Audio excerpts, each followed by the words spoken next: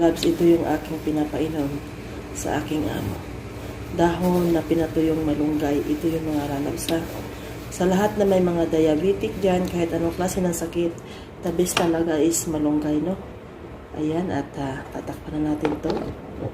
For today's video, andito tayo ngayon sa kusina. Of course, gagawa tayo ngayon ng herbal ng amo ko. Ito yung pinaka-importanting herbal kahit sa Pilipinas o dito. Tingnan natin kung anong ginawa ko. Kumulo na yung malunggay, yung dahon ng malunggay na pinakuluan ko sa mga 15 to 20 minutes na malalaba. Kailangan talaga yung dahon na yan is bumaba siya.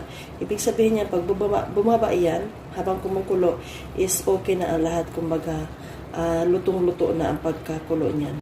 Ito yung malunggay na sobrang the best talaga to. Popular to sa atin. Ayan, pakuluan ko yan siya ng mga 10 minutes. Alam nyo na, pag kumulo yan ng 10 minutes, is bumaba na siya.